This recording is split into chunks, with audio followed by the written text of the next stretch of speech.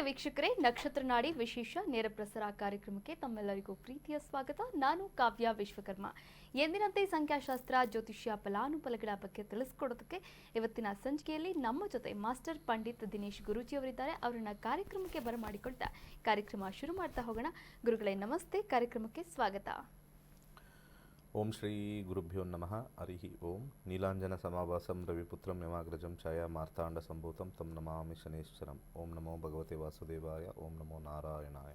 ನಮಸ್ಕಾರ ವೀಕ್ಷಕರೇ, ಗುರುಗಳನ್ನ ಕಾರ್ಯಕ್ರಮಕ್ಕೆ ಬರಮಾಡಿಕೊಂಡಿದ್ದಾಯ್ತು. ಮತ್ತೆ ಆಗ್ತಾಳ ಕಾರ್ಯಕ್ರಮಕ್ಕೆ ಕರೆ ಮಾಡಿ ಹಾಗೆ ಗುರುಜಿಯವರೊಟ್ಟಿಗೆ ನೇರವಾಗಿ ಮಾತನಾಡಿ ಅಂತ ಹೇಳ್ತಾ ಕಾರ್ಯಕ್ರಮ ಮುಂದುವರಿಸ್ತಾ ಹೋಗೋಣ. ಮೊದಲ ಕರೆ ಸಿದ್ಧವಾಗಿದೆ. ನಮಸ್ತೆ, ಎಲ್ಲಿಂದ ಕರೆ ಮಾಡ್ತಾ ಇದ್ದೀರಾ? ತಮ್ಮ ಹೆಸರು?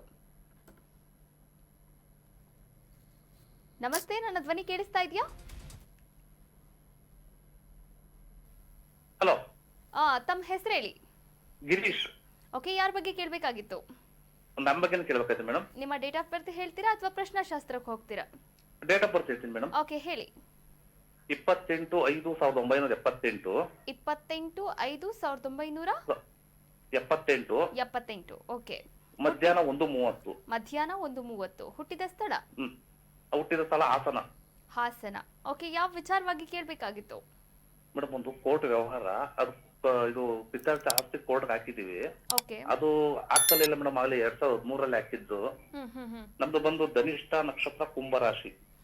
ಗುರುಗಳಿದ್ದಾರೆ, ಮಾತನಾಡಬಹುದು. ನಮಸ್ಕಾರ ಸ್ವಾಮಿ. ನಮಸ್ತೆ ಸರ್. ನಮಸ್ತೆ ಸರ್. ಹಾಂ ಸರ್, ಅದೇ ಒಂದು ಕೋರ್ಟ್ ಕೇಸು ಸರ್ ನಮ್ದು. ಕೇಳಿಸ್ಕೊಂಡೆ, ವೆಯ್ಟ್ ಮಾಡಿ. ಶನಿ ದಶದಲ್ಲಿ 7-10 ಕಾಂಬಿನೇಷನ್ ಇದೆ. 7-10 ಬಂದಾಗ ಕಾಂಪ್ರಮೈಸ್ ಒಂದು ಹಾಕಬೇಕು. ಬುಕ್ತಿಲಿ ನೋಡೋಣ 11-10. ಬಟ್ ಎಷ್ಟು ವರ್ಷದಿಂದ ನಡೀತಾ ಇದೆ?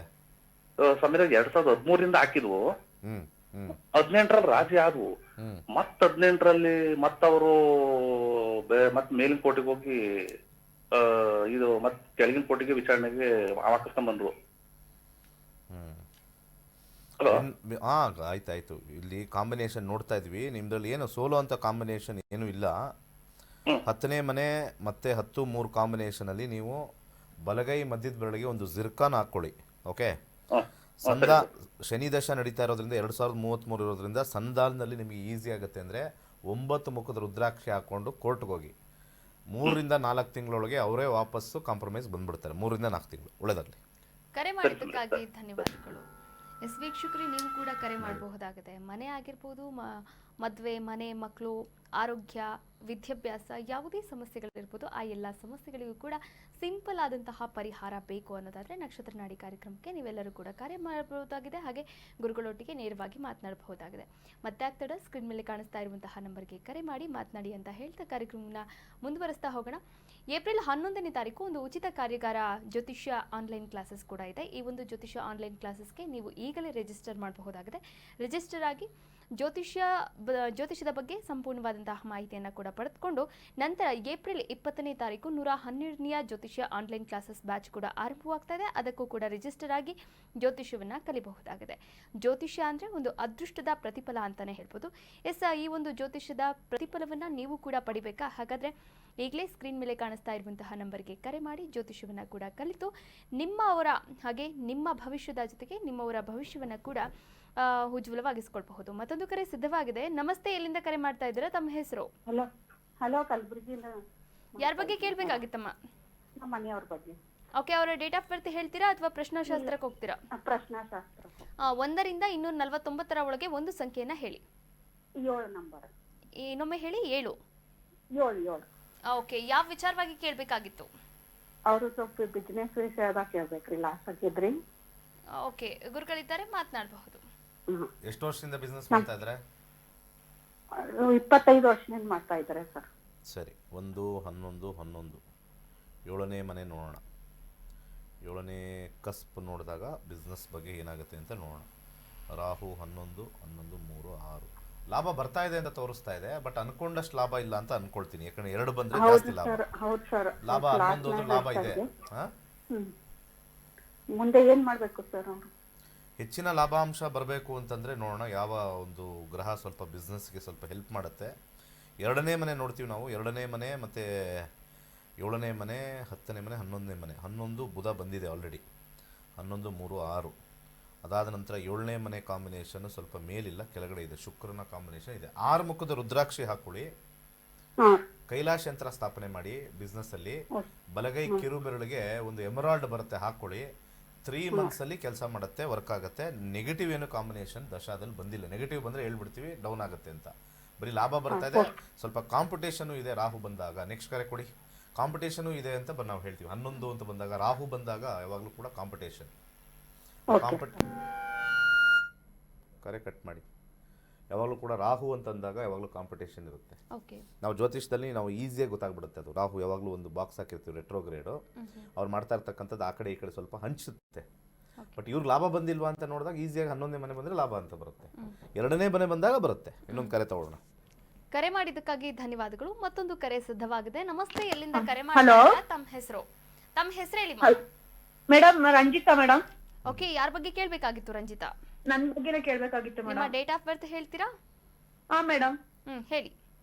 12/6/1996 ಮ್ಯಾಮ್. 1996. 12/6/1996. ಓಕೆ, ಹುಟ್ಟಿದ ಸಮಯ? 2:50 ಮೇಡಮ್ PM. 2:50 PM. ಓಕೆ, ಹುಟ್ಟಿದ ಸ್ಥಳ? ಮಂಡ್ಯ ಮೇಡಮ್. ಮಂಡ್ಯ. ಯಾವ ವಿಚಾರವಾಗಿ ಕೇಳಬೇಕಾಗಿತ್ತು ರಂಜಿತಾ? ಮೇಡಮ್, ಮನೆ ಕಟ್ಟಿ ಸ್ವಲ್ಪ ಸಾಲ ಇತ್ತು, ಅದ್ ಯಾವಾಗ ತೀರತ್ತೆ ಅಂತ ಕೇಳ್ಬೇಕಾಗಿತ್ತು ಮೇಡಮ್. ಓಕೆ, ಗುರುಗಳಿದ್ದಾರೆ, ಮಾತನಾಡಬಹುದು. ಮನೆ ಕಟ್ಟಿ ಯಾವಾಗ ಕಟ್ಟಿದ್ರಿ? ಸರ್ ಕಟ್ಟಿ 3 ವರ್ಷ ಆಯ್ತು ಸರ್.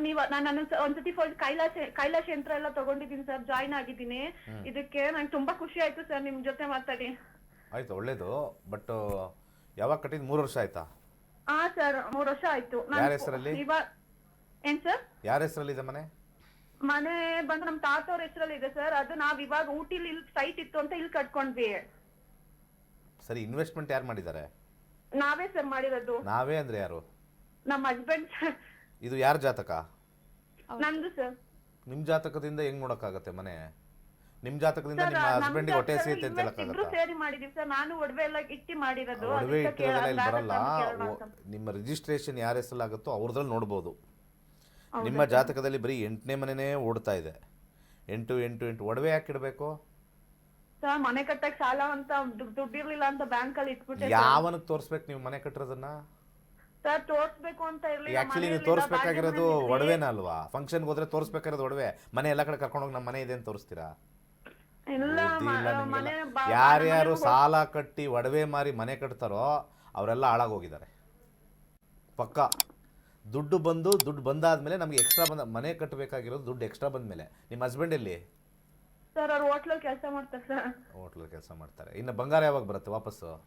ತಗೊಂಡೋಗಿ ಗುರುನ ಅಡ ಇಟ್ಟರೆ ಯಾವಾಗಲೂ ಉದ್ಧಾರ ಆಗೋದಿಲ್ಲ.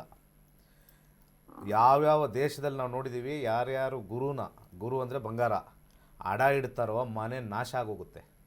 ಅದಕ್ಕೆ ಅಷ್ಟು ಬಿಸ್ನೆಸ್ಗಳು ನಡೆಯುತ್ತೆ. ಯಾವುದೋ ಬರ್ತಾ ಇರ್ತಾವಲ್ಲ ಅಡ್ವರ್ಟೈಸ್ಮೆಂಟು, ಬಂಗಾರ ಇಡಿ ಅಂತ. ಬಂಗಾರ ತಗೊಂಡು ವಾಪಸ್ ಬಿಡಿಸ್ಕೊಳ್ಳೋ ಶಕ್ತಿ ಇದ್ದರೆ ಮಾಡಿ. ಇಲ್ಲ ಅಂತಂದು 100% ಅಡ ಇಟ್ಟು ತೊಗೊಂಡಿಲ್ಲ ಅಂತಂದರೆ, ನೀವು ಗುರುನ ಯಾವಾಗ ಅಡ ಇಡ್ತೀರೋ ನಿಮಗೆ ಗುರುಬಲ ಹೊಟ್ಟೋಯ್ತು. ತುಂಬ ಜನ ಇದು ಹೇಳಲ್ಲ, ಯಾವುದೋ ಮದುವೆಗೆ ಹೇಳ್ಬಿಡ್ತಾರೆ.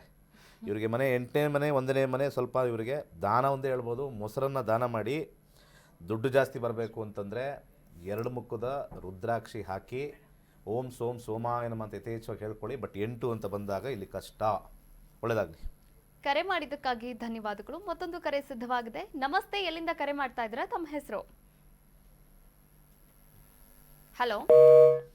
ಸೊ ನಾವೇನು ಸಜೆಸ್ಟ್ ಮಾಡ್ತೀವಿ ಇವಾಗಲೂ, ಓಕೆ, ಗೋಲ್ಡ್ನ ಬೇಕಾದ್ರೆ ಮಾರಿಬಿಟ್ಟು ಮನೆ ತಗೊಳ್ಳಿ. ಓಕೆ, ಅದು ಇನ್ನೊಬ್ರಿಗೆ ಹೋಗುತ್ತೆ. ಅದು ಗೋಲ್ಡ್ ಬದಲು ಅಲ್ಲಿ ನಾವು, ಇದು ವೆರಿ ಸಿಂಪಲ್ ಕಾನ್ಸೆಪ್ಟ್. ಗೋಲ್ಡ್ ಅಂದರೆ ಗುರು, ದುಡ್ಡು ಅಂದರೆ ಶುಕ್ರ. ಗುರು ಕೊಟ್ಟು ಶುಕ್ರನ್ ತಗೊಂಡ್ಬರ್ಬೇಕು. ಇವರು ಅಡ ಇಟ್ಬಿಟ್ರೆ ಏನಾಗ್ಬಿಡುತ್ತೆ, ಗುರುನೇ ಒಂಥರ ಕಟಾಕ್ತಂಗೆ. ಓಕೆ. ಯಾರ್ಯಾರು ಇದುವರೆಗೂ ನೋಡಿದ್ದೀನಿ ಗೋಲ್ಡ್ನ ಅಡ ಇಟ್ಟಿದಾರೋ ಎಕ್ಕುಟ್ಟೋಗಿದ್ದಾರೆ, ಪಕ್ಕ ಎಕ್ಕುಟ್ಟೋಗಿದ್ದಾರೆ. ಉದ್ಧಾರವೇ ಆಗಲ್ಲ, ಹೇಳ್ತಾ ಇದ್ದೀನಿ. ಗೋಲ್ಡ್ ಇಟ್ಟರೆ ಗೋಲ್ಡ್ ಕಂಪ್ನಿಯವರು ಉದ್ಧಾರ ಆಗ್ಬೋದೇನೋ, ಬಟ್ ನಾನು ಶಾಸ್ತ್ರದಲ್ಲಿ ಬರೆದಿದೆ, ಯಾರ್ಯಾರು ಚಿನ್ನವನ್ನು ಮಾರಿದಾರೋ ಶುಕ್ರ ತಗೊಂಡಿದ್ದಾರೆ, ಅಡ ಇಟ್ಟಿದ್ದಾರೋ ಗುರುಬಲ ಹೋಗಿದೆ. ಅವರ ಹಸ್ಬೆಂಡ್ ಉದ್ಧಾರ ಆಗಲ್ಲ, ಹೆಂಡತಿ ಉದ್ಧಾರ ಆಗಲ್ಲ, ಮಕ್ಕಳು ಉದ್ಧಾರ ಆಗಲ್ಲ. ಬರೆದಿಟ್ಕೊಳ್ಳಿ. ಅದು ಎಷ್ಟಾಗಿರುತ್ತೆ ಅಂದರೆ, ಒಂದು ಗೋಲ್ಡ್ 1 ಲಕ್ಷ ಅಂತ ಅನ್ಕೊಳ್ಳೋಣ, ಅಡ ಇಟ್ಟಿರ್ತಾರೆ, ಅದು ಹೋಗೋ ಅಷ್ಟಕ್ಕೆ 1 ಲಕ್ಷ ವ್ಯಾಲ್ಯೂ ಹೋಗಿ ಇನ್ನೂ ಎಕ್ಸ್ಟ್ರಾ ದುಡ್ಡು ಕೊಟ್ಟು ಅದನ್ನು ಬಿಡಿಸ್ಕೊಳಕ್ಕಾಗಲ್ಲ, ಮಾಡೋಕ್ಕಾಗಲ್ಲ. ಅಂತ ದರಿದ್ರ ತಲೆ ಇಲ್ಲ ಅವ್ರಿಗೆ. ಅದಕ್ಕೆ ಗೋಲ್ಡ್ ಮಾತ್ರ ಮೋಸ್ಟ್ಲಿ ಡೇಂಜರಸ್ಸು. ಯಾಕಂದರೆ ಭೂಮಿಲಿ ಅನೇಕ ಮಿನರಲ್ಸ್ ಇರುತ್ತೆ. ಒಂದೊಂದು ಮಿನರಲ್ಸು ಒಂದೊಂದು ಗ್ರಹಗಳಿಗೆ ಅನ್ವಯ ಆಗುತ್ತೆ. ಈಗ ಕಬ್ಬಣ ಅಂತಂದಾಗ ನಾವು ಶನಿಯ ಅಂಶ ತಗೊಳ್ತೀವಿ, ಸಿಲ್ವರ್ ಅಂದಾಗ ಚಂದ್ರ ಅಂತ ತಗೊಳ್ತೀವಿ. ಯಾವಾಗ ನಾವು ಆ ಯೆಲ್ಲೋ ಕಲರ್ ಮೆಟಲ್ ನಾವು ತಗೊಳ್ತೀವಿ, ಯಾಕಂದರೆ ಗುರುಗ್ರಹನೂ ಯೆಲ್ಲೋನೇ. ಗುರುಗ್ರಹದಲ್ಲಿ ಅತ್ಯಂತ ಹೆಚ್ಚು ನಮಗೆ ಈ ಡೆಪಾಸಿಟ್ಸ್ ಇದೆ, ಗೋಲ್ಡ್ ಡೆಪಾಸಿಟ್ಸ್ ಇದೆ. ಸೊ ಅದಕ್ಕೆ ಆ ಒಂದು ಅಂಶನ ನಾವು ಇಲ್ಲಿ ತಗೊಳ್ತೀವಿ. ಅಂದರೆ ಈ ಭೂಮಿ ಎಲ್ಲ ಗ್ರಹದ ಮಿಶ್ರಣ ಇಲ್ಲಿರೋದು, ಎಲ್ಲ ಗ್ರಹದ ಮಿಶ್ರಣ ಇಲ್ಲಿರೋದು.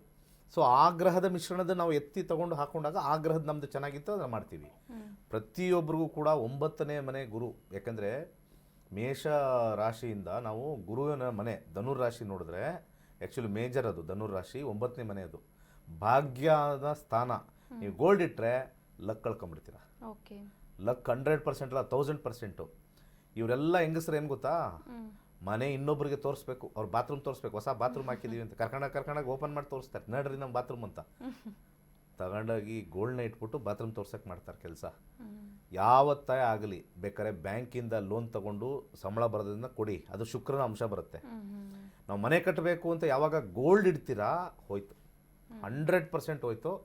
ಎದೊಳಕ್ಕೆ ಕಷ್ಟ. ಜೀವನದಲ್ಲಿ ಎದ್ದಿಲ್ಲ, ಗೋಲ್ಡ್ ಯಾರ್ಯಾರು ಇಟ್ಟಿದ್ದಾರೋ ಜೀವನದಲ್ಲಿ ಎದ್ದಿಲ್ಲ, ಬರೆದಿಟ್ಕೊಳ್ಳಿ. ಇದಕ್ಕೆ ಒಂದೇ ಒಂದು ಪರಿಹಾರ ಏನು ಅಂತಂದರೆ ಜ್ಯೋತಿಷ್ಯ ಕಲಿಯೋದು. ತುಂಬ ಜನ ಗೊತ್ತಿಲ್ಲ ಇದು. ಸರ್ ಇದು ಏನು ಪರಿಹಾರ ಮಾಡೋಣ, ಗೋಲ್ಡ್ ಇಟ್ಬಿಟ್ಟು ಎಲ್ಲ ಹಾಳು ಮಾಡ್ಕೊಂಡಿದ್ದೀವಿ ಅಂತ. ವಾಪಸ್ ಬರಬೇಕು ಅಂದರೆ ಜ್ಯೋತಿಷ್ಯ ಶಾಸ್ತ್ರವನ್ನು ಕಲಿತ್ರೆ ನವಗ್ರಹಗಳು ನಿಮಗೆ ಆಶೀರ್ವಾದ ಮಾಡ್ತವೆ. ಅದರಲ್ಲಿ ಗುರುನೂ ಇರ್ತದೆ. ಅದಕ್ಕೆ ನಾವು ಯಾವಾಗಲೂ ಕೂಡ ಹೇಳೋದು, 7,000 ರೂಪಾಯಿ ಕೊಟ್ಟು ಜ್ಯೋತಿಷ್ಯ ಕಲಿತ್ರೆ ನವಗ್ರಹಗಳ ಶಾಂತಿ ಮಾಡೋ ಬದಲು ಈ ಗ್ರಹಗಳೇ ನಿಮಗೆ ಆಶೀರ್ವಾದ ಮಾಡ್ತವೆ. ನನ್ನ ಬಗ್ಗೆ ಕಲಿಯಕ್ಕೆ ಬಂದೇನಪ್ಪ ನೀನು ರಾಜ, ಬರಪ್ಪ ಕುತ್ಕೋ, ಅವ್ರು ಹೇಳ್ಕೊಡ್ತಾರೆ ಗುರುಗಳು, ಆಶೀರ್ವಾದ ಮಾಡ್ತೀವಿ, ಏನೇನು ಸಮಸ್ಯೆ ಇದೆ ಎಲ್ಲ ಕಮ್ಮಿ ಮಾಡ್ತೀವಿ. ವೆರಿ ಸಿಂಪಲ್ ಅಲ್ವಾ? ನೀವು ದಿನ ಒಂದು ಪೊಲೀಸ್ ಆಫೀಸರ್ನ ಸಲ್ಯೂಟ್ ಹೊಡಿತಾರೆ, ದಿನ ಸಲ್ಯೂಟ್ ಹೊಡಿತಾರೆ. ನೀವು ಯಾವುದೋ ಒಂದು ಕೇಸಲ್ಲಿ ಸಿಗಾಕೊಂಡಾಗ ನೀನೇನೇ ಈ ಕೇಸಲ್ಲಿ ಸಿಗಾಕೊಂಡಿದ್ದು, ಏನಾಗಿದೆಯಾ ಸ್ವಲ್ಪ ಹೋಗ್ಲಿ ನಾನು ಏನೋ ಸರಿ ಮಾಡ್ತೀನಿ ಸುಮ್ಮನಿರು, ಕರೆಕ್ಟಾ? ಯಾವಾಗ ನೀವು 9 ಗ್ರಹದ ಜ್ಯೋತಿಷ್ಯ ಕಲಿತೀರಾ, 7,000 ರೂಪಾಯಿ ಮುಖ ನೋಡ್ತೀರಿ, ನೀವೆಲ್ಲ ಕೂತಿರೋರೆಲ್ಲ ಮುಖ ನೋಡ್ತಾ ಇದ್ದಿರಲ್ಲ. ಯಾವಾಗ ಈ 9 ಗ್ರಹದ ಕ್ಲಾಸಸ್ ಕಲಿತೀರಾ, ನೀವು ದಿನ ಅವ್ರಿಗೆ ಸಲ್ಯೂಟ್ ಹೊಡೆದಂಗೆ. ಯಾವಾಗ ನೀವು ಸಲ್ಯೂಟ್ ಹೊಡಿತೀರ, ಇವ್ನು ನಮ್ಮೋನಪ್ಪ, ಇವ್ನು ಜಾಸ್ತಿ ಏನು ಪ್ರಾಬ್ಲಮ್ ಕೊಡಬೇಡ, ಇಷ್ಟೇ ನಿಮ್ಮ ಮೇಲೆ ಜಾಸ್ತಿ ದೊಡ್ಡ ಕೇಸ್ ಹಾಕಲ್ಲ, ಚಿಕ್ಕ ಕೇಸ್ ಹಾಕ್ತಾರೆ. ಇದೇ ರೀ ಕಾನ್ಸೆಪ್ಟು.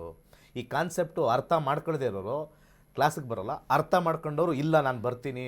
ಹೇಗೆ ನೀವು ಈಗ ಜನಗಳು ಯಾವುದೋ ಒಂದು ಹೋಗ್ತಾ ಇದ್ದಾಗ ಪೊಲೀಸವ್ರನ್ನ ಚೆನ್ನಾಗಿ ಮಾತಾಡಿಸ್ತಾರೆ, ನೀವು ನೋಡಿ ಎಲ್ಲ ಕಡೆ ಸಿಕ್ಕಾಪಟ್ಟೆ ಟಚ್ಚಲ್ಲಿರ್ತಾರೆ. ನಿಮ್ಗೆ ಏನಾದ್ರು ಸಮಸ್ಯೆ ಆದಾಗ ಅವ್ರು ನಿಮಗೆ ಸಮಸ್ಯೆ ಕೊಡೋಲ್ಲ. ನಿಮ್ಮ ಪರಿಚಯ ಇರೋರಪ್ಪ ಸರ್ ಏನೋ ಮಿಸ್ಟೇಕ್ ಆಗೋಯ್ತು ಹಂಗೆ ಇರಲಿ ಬಿಡು, ನಿನಗೊಂದು ಏನೋ ಸಣ್ಣ ಕೇಸ್ ಹಾಕ್ಲೇಬೇಕು ಸರ್, ಏನು ಮಾಡೋಕ್ಕಾಗಲ್ಲ, ದೊಡ್ಡ ಕೇಸ್ ಮಾಡಿದ್ಯಾ, ಸಣ್ಣ ಕೇಸಲ್ಲಿ ಏನೋ ಒಂದು ಅಡ್ಜಸ್ಟ್ ಮಾಡೋಣ, ಆ ಒಂದು ವಿಶ್ವಾಸ ಬರುತ್ತೆ. ಅದಕ್ಕೆ ನವಗ್ರಹಗಳ ಜೊತೆ ನೀವು ಚೆನ್ನಾಗಿ ಜೊತೆಯಲ್ಲಿ ಇದ್ದು ದಿನ ನೀವು ಈ ಜ್ಯೋತಿಷ್ಯ ನೋಡ್ತಾ ಇದ್ದರೆ 9 ಗ್ರಹಗಳು ನಿಮಗೆ ಸಹಾಯ ಮಾಡ್ತವೆ. ಇಲ್ಲಿ ಕೇಳಿಸ್ಕೊಳ್ತಾ ಇರ್ತಕ್ಕಂಥ ಎಲ್ಲ ತಲ್ಲಿರೋರೆಲ್ಲರಿಗೂ ಒಂದೇ ಒಂದು ವಿಚಾರ, ಜ್ಯೋತಿಷ್ಯ ಕಲೀರಿ, ನವಗ್ರಹಗಳು ನಿಮ್ಗೆ ಆಶೀರ್ವಾದ ಮಾಡ್ತವೆ. ಇದೊಂದೇ ಒಂದು ದಾರಿ ಇರೋದು ಕಲಿಯುಗದಲ್ಲಿ. ಮುಂದಿನ ಕರೆಗೋಣ, ಬ್ರೇಕ್ ತಗೋಣ. ಕರೆ ಮಾಡಿದ್ದಕ್ಕಾಗಿ ಧನ್ಯವಾದಗಳು. ವೀಕ್ಷಕರೇ ನೋಡಿ, ನಕ್ಷತ್ರ ನಾಡಿ ವಿಶೇಷ ನೇರ ಪ್ರಸಾರ ಕಾರ್ಯಕ್ರಮದಲ್ಲಿ ಜ್ಯೋತಿಷ್ಯವನ್ನ ಹೇಗೆ ಕಲಿಬೇಕು ಅನ್ನೋದರ ಒಂದು ಸ್ಪೆಷಲ್ ವಿಡಿಯೋ ಇದೆ, ನೋಡ್ಕೊಂಬರೋಣ. ನೀನು ಗೋಲ್ಡ್ ಇಟ್ಟಿದ್ಯಾ? ಎಲ್ಲರಿಗೂ ನಮಸ್ಕಾರ. ವೈಜ್ಞಾನಿಕ ತಂತ್ರಜ್ಞಾನವನ್ನು ಒಳಗೊಂಡಿರುವ ನಕ್ಷತ್ರ ನಾಡಿ ಜ್ಯೋತಿಷ್ಯ ತರಗತಿಗಳಿಗೆ ಸುಸ್ವಾಗತ. ಈ ತರಗತಿಗಳಲ್ಲಿ ಪಂಡಿತ್ ದಿನೇಶ್ ಗುರೂಜಿ ಅವರು ಕಲಿಸಿಕೊಡುವ ವಿಚಾರಗಳೆಂದರೆ ನಮ್ಮ ಬ್ರಹ್ಮಾಂಡದ ಸೃಷ್ಟಿ, ವಿಷ್ಣುವಿನ ದಶಾವತಾರಗಳಲ್ಲಿ ವೈಜ್ಞಾನಿಕ ಆಧಾರ, 4 ಯುಗಗಳು, ಉತ್ತರ ಧ್ರುವದ ಪ್ರಾಮುಖ್ಯತೆ, ನಕ್ಷತ್ರಗಳು, ರಾಶಿಗಳು, ರಾಹು ಮತ್ತು ಕೇತು ಪುರಾಣ, ರಾಶಿ ಚಕ್ರದಲ್ಲಿ 27 ನಕ್ಷತ್ರಗಳ ಸ್ಥಾನ, ರಾಶಿ ಚಕ್ರದ ಡಿಗ್ರಿ ಲೆಕ್ಕಾಚಾರ, ನಕ್ಷತ್ರದ 108 ಪಾದಗಳು, ದಶಾ ಲೆಕ್ಕಾಚಾರ, ರಾಶಿ ಚಕ್ರದ ಗುಣಲಕ್ಷಣಗಳು, ಲಗ್ನದ ಪ್ರಾಮುಖ್ಯತೆ, ಲಗ್ನ ಲೆಕ್ಕಾಚಾರ, ದಿನಗಳಲ್ಲಿ ಲಗ್ನವನ್ನು ಕಂಡುಹಿಡಿಯುವ ಸರಳ ಲೆಕ್ಕಾಚಾರ, ಲಗ್ನದಿಂದ ವಿವಿಧ ಮನೆಗಳಲ್ಲಿನ ಗ್ರಹಗಳು, ನಕ್ಷತ್ರ ನಾಡಿ ತತ್ವಗಳು, ಗ್ರಹಾಧಿಪತಿ, ನಕ್ಷತ್ರಾಧಿಪತಿ, ಉಪ ನಕ್ಷತ್ರಾಧಿಪತಿ ಲೆಕ್ಕಾಚಾರ, ಪ್ರಶ್ನಾಶಾಸ್ತ್ರದ ಮುಖೇನ 249 ವಿಭಾಗಗಳ ಲೆಕ್ಕಾಚಾರ, ವಿಶ್ಲೇಷಣೆಯಲ್ಲಿ ದಶಾ, ಭುಕ್ತಿ, ಅಂತರ್ಭುಕ್ತಿಯ ಅರ್ಥ, ಜಾತಕದಲ್ಲಿ, ಶಿಕ್ಷಣದಲ್ಲಿ ಆಯ್ದುಕೊಳ್ಳಬಹುದಾದ ಕೋರ್ಸ್, ಪಡೆಯಬಹುದಾದ ಶೇಕಡವಾರು ಯಶಸ್ಸು, ಉದ್ಯೋಗ ಅಥವಾ ವ್ಯವಹಾರದಲ್ಲಿ ಕ್ಷೇತ್ರದ ಆಯ್ಕೆ, ವ್ಯವಹಾರದಲ್ಲಿ ಯಶಸ್ಸಿನ ಲೆಕ್ಕಾಚಾರ, ಮದುವೆ ವಿಚಾರದಲ್ಲಿ ಸಂಯೋಗಗಳು, ತೊಂದರೆಗಳು, ವಿಚ್ಛೇದನ, ಸಂತಾನದಲ್ಲಿ ತೊಂದರೆಗಳು, ವಿಳಂಬವಾಗುವುದು, ಆಸ್ತಿ ಅಥವಾ ವಾಹನ ಖರೀದಿಯಲ್ಲಿನ ಸಮಯವನ್ನು ತಿಳಿಯುವುದು, ಆರೋಗ್ಯ ವಿಚಾರಗಳಲ್ಲಿ ಶುಭ ಅಶುಭ ಸಮಯದ ಲೆಕ್ಕಾಚಾರ, ಆರೋಗ್ಯ ಸಮಸ್ಯೆಗಳು ಉಂಟಾಗುವ ಸಮಯ ಮುಂತಾದ ವಿಚಾರಗಳ 3 ಹಂತಗಳಲ್ಲಿ ಶುಭ ಅಶುಭ ಸಂಯೋಗಗಳ ವಿಭಜನೆ, ಪವರ್ ಪೊಸಿಷನ್, ಪುಷ್ಪಲ್ ಸಿದ್ಧಾಂತ, ಗೋಚಾರದ ವಿಶ್ಲೇಷಣೆ, ಆಯ್ದ ಸೆಲೆಬ್ರಿಟಿಗಳ ಜಾತಕಗಳ ವಿಶ್ಲೇಷಣೆ, ಪರಿಹಾರಗಳು, ರತ್ನಗಳು, ರುದ್ರಾಕ್ಷಿಗಳು, ಮಂತ್ರ, ಕಲರ್ ಥೆರಪಿ, ದಾನದ ಪರಿಕಲ್ಪನೆ, ಇನ್ನು ಅನೇಕ ವಿಚಾರಗಳ ಬಗ್ಗೆ ಅತ್ಯಂತ ಸರಳವಾಗಿ ಗುರೂಜಿಯವರು ತರಗತಿಯಲ್ಲಿ ಕಲಿಸಿಕೊಡುತ್ತಾರೆ. ಈ ತರಗತಿ ಜೊತೆಗೆ ಅತ್ಯಾಧುನಿಕ ತಂತ್ರಜ್ಞಾನದಿಂದ ಬಳಕೆಯಲ್ಲಿರುವ ಗೋಲ್ಡ್ ಟ್ರೀ ಆಸ್ಟ್ರೋ ಆಪ್ ಮೂಲಕ ಜಾತಕವನ್ನು ಪರಿಶೀಲಿಸುವ ಸುಲಭವಾದ ತಂತ್ರಗಳನ್ನು ಗುರೂಜಿಯವರು ತಿಳಿಸಿಕೊಡುತ್ತಾರೆ. ಜೀವನಕ್ಕೆ ಅತ್ಯಗತ್ಯವಾಗಿರುವ ವಿಚಾರಗಳನ್ನು ತಿಳಿಯಲು ಇಂದೇ ಈ ನಕ್ಷತ್ರ ನಾಡಿ ತರಗತಿಯನ್ನು ಸೇರಿ ನಿಮ್ಮ ಜೀವನದ ವಿಚಾರಗಳಿಗೆ ಮಾರ್ಗದರ್ಶಕವಾಗಿರುವ ಜ್ಯೋತಿಷ್ಯವನ್ನು ಅಳವಡಿಸಿಕೊಳ್ಳಿ. ಹೆಚ್ಚಿನ ಮಾಹಿತಿಗೆ ಇಂದೇ ನಮ್ಮ ನಕ್ಷತ್ರ ನಾಡಿಯನ್ನು ಸಂಪರ್ಕಿಸಿ. ಧನ್ಯವಾದಗಳು. ಕೈಲಾಶ ಯಂತ್ರವು ಪುರಾತನವಾದ, ಪ್ರಾಚೀನವಾದ, ಅತ್ಯಂತ ಶಕ್ತಿಶಾಲಿಯಾದ ಯಂತ್ರವಾಗಿದೆ. ಸುಮಾರು 800ರಿಂದ 1000 ವರ್ಷಗಳ ಹಿಂದೆ ಹಲವಾರು ಸಂಯೋಗಗಳಿಂದ ರಚಿಸಲ್ಪಟ್ಟಿರುವ ವಿಶೇಷವಾದ ಯಂತ್ರವೇ ಈ ಕೈಲಾಶ ಯಂತ್ರ. ಈ ಕೈಲಾಶ ಯಂತ್ರದ ಮಧ್ಯ ಭಾಗದಲ್ಲಿ ಬರುವಂತಹ ಕೋರ್ ಭಾಗದಲ್ಲಿರುವಂತಹ ಸಂಖ್ಯಾಶಾಸ್ತ್ರದ ಲೋಶೋ ಗ್ರಿಡ್, ಈ ಕೋರ್ ಸುತ್ತ ಬರುವಂತಹ 12 ಪ್ರಾಣಿಗಳು ಚೀನಿ ವಿಶೇಷ ಪ್ರಾಣಿಗಳು, ಅನಿಮಲ್ ಸ್ಪಿರಿಟ್ ಅನ್ನು ಸೂಚಿಸುತ್ತದೆ. ಅದರ ಸುತ್ತ ಇರುವಂತಹ ವಿಶೇಷವಾಗಿರುವಂತಹ ಮಂತ್ರ, ಅದರ ಸುತ್ತ 4 ಅಂಶಗಳಾದ ಓಂ, ಸ್ವಸ್ತಿಕ್, ತ್ರಿಶೂಲದ ಶಿವನ ಅಂಶದಿಂದ ದಿಗ್ಬಂಧನವಾಗಿದೆ. ಈ ಕೈಲಾಶ ಯಂತ್ರದಲ್ಲಿ ಬರುವಂತಹ ಮಂತ್ರವನ್ನು ಪ್ರತಿ ಸೋಮವಾರ 108 ಬಾರಿ ಜಪಿಸುವುದರಿಂದ ಮತ್ತು ಕೆಂಪು ಹೂಗಳಿಂದ ಪೂಜಿಸುವುದರಿಂದ ಹೆಚ್ಚಿನ ಧನಾತ್ಮಕ ಶಕ್ತಿಯನ್ನು ಪಡೆಯುವುದರ ಜೊತೆಗೆ ಜೀವನದಲ್ಲಿ ನೆಮ್ಮದಿ, ಹಣಕಾಸು, ಆರೋಗ್ಯ, ವಿದ್ಯಾಭ್ಯಾಸದಲ್ಲಿ ಯಶಸ್ಸನ್ನು ಗಳಿಸಬಹುದಾಗಿದೆ. ಈ ಯಂತ್ರಕ್ಕಾಗಿ ಇಂದೇ ನಮ್ಮ ನಕ್ಷತ್ರ ನಾಡಿ ತಂಡವನ್ನು ಸಂಪರ್ಕಿಸಿ. ಧನ್ಯವಾದಗಳು.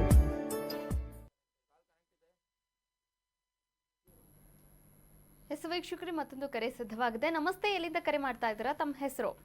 ನಮಸ್ತೆ ಮೇಡಮ್, ನಮ್ಮ ಹೆಸರು ಆನಂದ ಮತ್ತು ಮಂಡ್ಯದಿಂದ. ಯಾರ ಬಗ್ಗೆ ಕೇಳಬೇಕಾಗಿತ್ತು? ಮಗನ ಬಗ್ಗೆ. ಓಕೆ, ಅವರ ಡೇಟ್ ಆಫ್ ಬರ್ತ್ ಹೇಳ್ತೀರಾ? 25/5. 25/5. 2005. 2002 ಅಥವಾ 7? 2005. 2005. ಓಕೆ, ಹುಟ್ಟಿದ ಸಮಯ? ಹುಟ್ಟಿದ ಸಮಯ ರಾತ್ರಿ 10:30. ರಾತ್ರಿ 10:30. ಹುಟ್ಟಿದ ಸ್ಥಳ? ಹುಟ್ಟಿದ ಸ್ಥಳ ಮಂಡ್ಯ. ಮಂಡ್ಯ. ಯಾವ ವಿಚಾರವಾಗಿ ಕೇಳಬೇಕಾಗಿತ್ತು ಸರ್? ನಮ್ಮ ಮಗನ ಬಗ್ಗೆ ಮುಂದೆ ಹಿಂಗೆ ಏನು ಯಾವ ರೀತಿ ಅಂತ ಕೇಳಿ. ಅದೇ ಯಾವ ವಿಚಾರ? ಜಾಬಾ ಅಥವಾ ಎಜುಕೇಶನ್? ಜಾಬ್ ಒಳ್ಳೇದ ಸೇರ್ತಾರೆ. ಒಂದ್ ಕೆಲಸ ಹೋಗ್ತಿದ್ನ, ಅಲ್ಲೇ ಹೋದ್ರು ಸರಿನಾ ಇಲ್ಲ ಬೇರೆ ಕಡೆ ಹೋದ್ರು ಸರಿನಾ? ಓಕೆ, ಗುರುಗಳಿದ್ದಾರೆ, ಮಾತನಾಡಬಹುದು. 2005 ಹುಟ್ಟಿರೋದು, 20 ವರ್ಷ. ರಾಹು ದಶೆ ನಡೀತಾ ಇದೆ. ರಾಹು ದಶೆ ಕಾಂಬಿನೇಷನ್ 4-8. ಟೆಕ್ನಿಕಲ್ ಸೈಡಲ್ಲಿ ಓದಿದ್ರೆ ಚೆನ್ನಾಗಿರುತ್ತೆ. ಟೆಕ್ನಿಕಲಲ್ಲಿ ಓದಿದ್ರೆ ಒಳ್ಳೇದು. ಏನು ಕೆಲಸ ಮಾಡ್ತಾ ಇದ್ದಾರೆ? ಅವನು ಒತ್ತಲೆ ಗುರುಗಳೇ, ಒಂದು ಕೋಳಿ ಸೂಪರ್ವೈಸರ್ ಆಗಿ ಹೋಗ್ತಿದ್ನ. ಏನು ಇವಾಗ ಬೇಡ, ಬೇರೆ ಕಡೆ ನೋಡೋಣ, ಬೇರೆ ಇದಂತ ಹೋಗ್ತಾ ಇದ್ದಾನೆ. ಏನು ನಿಮ್ದು ಹೇಳ ಮಾತಾಡೋದು ಅರ್ಥನೇ ಆಗಲ್ವಲ್ರಿ ನಿಮ್ದು? ಏನ್ ಕೆಲಸ ಮಾಡ್ತಾ ಇದಾರೆ ಅಂತ ಫೋನ್ ಸ್ವಲ್ಪ ದೂರ ಇಡಿ. ಕೋಳಿ ಸೂಪರ್ವೈಸರ್ ಆಗಿ ಸೂಪರ್ವೈಸರ್ ಆಗಿ ಕೆಲಸ ಮಾಡ್ತಾರಂತೆ ಸರ್. ಕೋಳಿ ಸೂಪರ್ವೈಸರ್ ಮುಂದಕ್ಕೆ ಏನೋ ಅದ್ರಲ್ಲಿ ಹೋದ್ರೆ ಸರಿನೇ, ಬೇರೆ ಮಾಡಿದ್ರೆ ಸರಿನೇ. ಕೋಳಿನ ಏನ್ ಸೂಪರ್ವೈಸರ್? ಅದಕ್ಕೆ ಮೇವ್ ಹಾಕದ, ಆಹಾರ ಹಾಕದ? ಇಲ್ಲ ಸೂಪರ್ವೈಸರ್ ಕೆಲಸ ಫುಲ್ ಬರ್ಕೋದು ಮತ್ತೆ ಇದ್ ಮಾಡೋದು. ಎಷ್ಟು ಕೋಳಿ ಹೋಯ್ತು ಅಂತ ಬರ್ಕೊಳ್ಳೋದ? ಎಷ್ಟು ಕೋಳಿ ಆಗುತ್ತೆ ಏನು ಅಂತ. ರಾಹು ದಶೆ 4-8. ಇವನೇ ಪೌಲ್ಟ್ರಿ ಮಾಡ್ಬೋದಲ್ಲ? ಹೌದಾ ಗುರುಗಳೇ? ಮಾಡ್ಬೋದು. 4-8 ಬಂದರೆ, 4 ಅಂತಂದರೆ ಪೌಲ್ಟ್ರಿ ಬರುತ್ತೆ ರಾಹುನಲ್ಲಿ, 8 ಟೆಕ್ನಿಕಲ್ ಬರುತ್ತೆ. ಸ್ವಲ್ಪ ಕಂಪ್ಯೂಟರ್ ಇಟ್ಕೊಂಡು ಮಾಡಿದ್ರೆ ಇವನೇ ಮಾಡ್ಬೋದು. ಮುಂದೆ ರಾಹು ದಶೆ ಎಲ್ಲಿವರೆಗೂ ಇದೆ? 2032 ಇದೆ. ಆಮೇಲೆ ಗುರು ಕಾಂಬಿನೇಷನ್ 1-8 ಕಾಂಬಿನೇಷನ್ ಬರುತ್ತೆ. ಬೇರೆ ಕಡೆ ಎಲ್ಲೋದ್ರೂ ಕೂಡ 4ನೇ ಮನೆ ವಿಚಾರ ಅಂತಂದರೆ ಎಲೆಕ್ಟ್ರಾನಿಕ್ಸ್ಗೆ ಹೋಗ್ಬೋದು. ಈಗ ಬರ್ಕೊಳ್ಳೋದಿರುತ್ತಲ್ಲ, ಅದನ್ನೇ ಎಲೆಕ್ಟ್ರಾನಿಕ್ಸು, ಯಾವ್ದಾದ್ರು ಒಂದು TV ಅಂಗಡಿ, ಫ್ರಿಡ್ಜ್ ಅಂಗಡಿ, ಮೊಬೈಲ್ ಅಂಗಡಿ, ಅಲ್ಲೂ ಬರ್ಕೋಬೋದು. ಒಳ್ಳೇದಾಗಲಿ. ಕರೆ ಮಾಡಿದ್ದಕ್ಕಾಗಿ ಧನ್ಯವಾದಗಳು. ವೀಕ್ಷಕರೇ, ನಿಮ್ಮ ಕರ್ನಾಟಕ ನ್ಯೂಸ್ ಬೀಟ್ ಎಲ್ಲ ಸಾಧಕರಿಗೆ ಒಂದು ಅದ್ಭುತವಾದಂತಹ ವೇದಿಕೆಯನ್ನು ರೂಪಿಸ್ಕೊಡ್ತಾ ಇದೆ.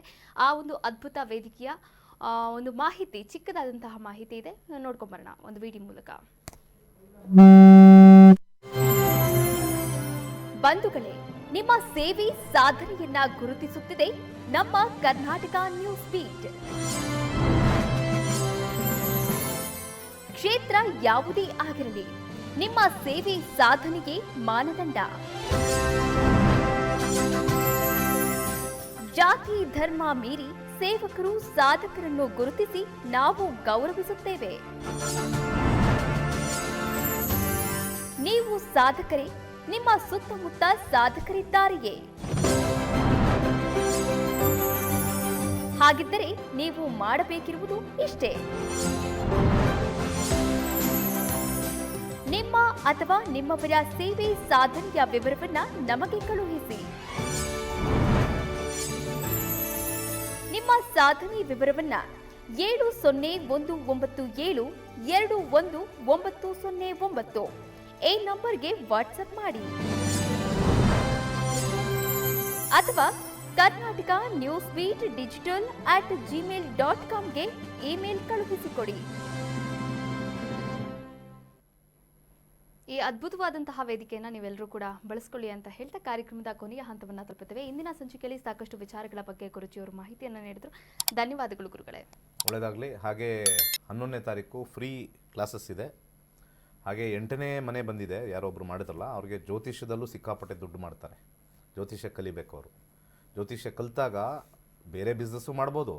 ಹಾಗೆ ಇನ್ನೊಂದು ತಲೆಯಲ್ಲಿ ಇಟ್ಕೊಳ್ಳಿ, ನವಗ್ರಹಗಳು ನಿಮಗೆ ಒಳ್ಳೆಯದಾಗಬೇಕು ಅಂದರೆ ಜ್ಯೋತಿಷ್ಯ ಕಲಿತ್ರೆ ಸಾಕು. ಯಾಕೆಂದರೆ ಒಂದು ತಿಳ್ಕೊಳ್ಳಿ, ನಾವು ದೇವಸ್ಥಾನಕ್ಕೆ ಏನಕ್ಕೆ ಹೋಗ್ತೀವಿ? ಪೂಜೆ ಮಾಡೋಕ್ಕೆ, ದೇವ್ರು ಒಳ್ಳೇದು ಮಾಡಲಿ ಅಂತ. ಪೂಜೆ ಮಾಡಿದಾಗ ದೇವರು ನಮಗೆ ಒಲಿತಾರೆ ಅಂದರೆ, ನವಗ್ರಹಗಳು ನಾವು ವಿದ್ಯಾಭ್ಯಾಸ ಮಾಡಿದಾಗ ಯಾಕೆ ಅವರು ನಮಗೆ ಒಲಿಯಲ್ಲ? Very simple. ಈ ಕಾನ್ಸೆಪ್ಟಲ್ಲಿ ಓದಿದ್ರೆ ಎಲ್ಲರೂ ಕಲೀರಿ ಜ್ಯೋತಿಷ್ಯ, ಅದೃಷ್ಟ ಗ್ಯಾರಂಟಿ ಬರುತ್ತೆ. ಸರ್ವೇ ಜನ ಸುಖಿನೋ ಭವಂತು. ವೀಕ್ಷಕರೇ, ನವಗ್ರಹಗಳು ಹೊಲಿಬೇಕು ಅಂದರೆ ಜ್ಯೋತಿಷ್ಯವನ್ನ ಕಲಿಬೇಕು ಅಂತ ಹೇಳ್ತಾ ಇಂದಿನ ನಕ್ಷತ್ರ ನಾಡಿ ವಿಶೇಷ ನೇರ ಪ್ರಸಾರ ಕಾರ್ಯಕ್ರಮವನ್ನು ಮುಗಿಸ್ತಾ ಇದ್ದೀನಿ. ಇದಾಗಿತ್ತು ಇಂದಿನ ವಿಶೇಷ. ನೋಡ್ತಾ ಇರಿ ಕರ್ನಾಟಕ ನ್ಯೂಸ್ ಬೀಟ್, ನ್ಯಾಯ ನಮ್ಮೊಂದಿಗೆ, ನಾವು ನಿಮ್ಮೊಂದಿಗೆ. ನನ್ನ ಹೆಸರು ಜಯಶ್ರೀ ನರಸಿಂಹನ್ ಅಂತ. ನಾನು ಡಾಕ್ಟರ್ ದಿನೇಶ್ ಗುರೂಜಿ ಅವರ ಸ್ಟೂಡೆಂಟು. ದಿನೇಶ್ ಗುರೂಜಿ ಬಗ್ಗೆ ಎಲ್ಲರೂ ಕೇಳಿರಬಹುದು. ಇಷ್ಟರಲ್ಲಿ ಅವರು ವರ್ಲ್ಡ್ ವೈಡ್ ಫೇಮಸ್ ಆಗಿದ್ದಾರೆ. ಹಾಗಾಗಿ ಅವರು ಗ್ಲೋಬಲಿ ಎಲ್ಲನೂ ಹೇಳ್ಕೊಡ್ತಾ ಇದ್ದಾರೆ. ನಕ್ಷತ್ರ ನಾಡಿನಲ್ಲಿ, ಅಸ್ಟ್ರಾಲಜಿನಲ್ಲಿ ಹೇಳ್ಕೊಡ್ತಾ ಇದ್ದಾರೆ, ನ್ಯೂಮರಾಲಜಿ ಹೇಳ್ಕೊಡ್ತಾ ಇದ್ದಾರೆ, ಪರಾಶರ ಹೇಳ್ಕೊಡ್ತಾ ಇದ್ದಾರೆ. ಅದರಲ್ಲಿ ಇವಾಗ ಮೇನ್ ಥಿಂಗು ಅಡ್ವಾನ್ಸ್ಡ್ ಆಸ್ಟ್ರಾಲಜಿನಲ್ಲಿ ಡೀಪ್ ಸೀಕ್ರೆಟ್ಸ್ ಅಂತ ಹೇಳಿ ತುಂಬ ಚೆನ್ನಾಗಿ ಎಲ್ಲ ವಿಚಾರಗಳನ್ನು ನಮಗೆ ಇನ್ ಡೆಪ್ತ್ ಪ್ರತಿಯೊಂದು ಹೇಳೋದಕ್ಕೆ, ಅಕ್ಯುರೇಸಿ ಇನ್ನೂ ಜಾಸ್ತಿ ಸಿಗೋದಕ್ಕೆ ತುಂಬ ಚೆನ್ನಾಗಿ ಹೇಳ್ಕೊಡ್ತಾ ಇದ್ದಾರೆ. ಸೊ ಎಲ್ಲರೂ ಅಸ್ಟ್ರಾಲಜಿ ಕಲಿಯೋಂಥದ್ದು, ಜ್ಯೋತಿಷ ಅನ್ನೋಂಥದ್ದು it is one of the best subject ಅಂತ ನಾನು ಹೇಳಬೇಕು. ಇದನ್ನು ಈವನ್ ಸ್ಕೂಲ್ಸ್ಗಳಲ್ಲಿ, ಕಾಲೇಜಸಲ್ಲಿ ಅಳವಡಿಸ್ಬೇಕು ಅಂತ ಹೇಳಿಬಿಟ್ಟು ಇದು ಈವನ್ ಗೌರ್ಮೆಂಟ್ ಅವರು ಕೂಡ ಇದನ್ನು ತಿಳ್ಕೊಳ್ಬೇಕಾಗಿದೆ. ಯಾಕೆ ಅಂತಂದರೆ ಅಸ್ಟ್ರಾಲಜಿ ಈಸ್ ನಾಟ್ ನಾವು ಇಟ್ಕೊಡ್ತೀವಿ ಅಂತ ಅಲ್ಲ. ಏನು ಅಂತಂದರೆ ಪೂರ್ತಿ ಪರಿಹಾರ ಕೊಟ್ಟರೂ ಕೂಡ ಅದು ಇಂಡಿಕೇಶನ್ ಅಂತ ಕೊಡುತ್ತೆ ನಮಗೆ. ನಮ್ಮ ಜೀವನದಲ್ಲಿ ನಾವು ಏನು ಅಳವಡಿಸ್ಕೊಳ್ಬೇಕು ಮತ್ತು ನಾವು ಹೇಗೆ ಅಲರ್ಟ್ ಆಗಿರಬೇಕು, ಮುಂದೆ ನಮ್ಮ ಜೀವನದಲ್ಲಿ ಈ ಥರದ್ದು ಬರುತ್ತೆ ಆಗು ಹೋಗುಗಳು ಅಂತ ಅಂದ್ಬಿಟ್ಟು ತಿಳ್ಕೊಂಡು ನಾವು ಜೀವನನ ರೂಪಿಸ್ಕೊಳ್ಳೋದಕ್ಕೆ ತುಂಬ ಚೆನ್ನಾಗಿ ಹೆಲ್ಪ್ ಆಗುತ್ತೆ.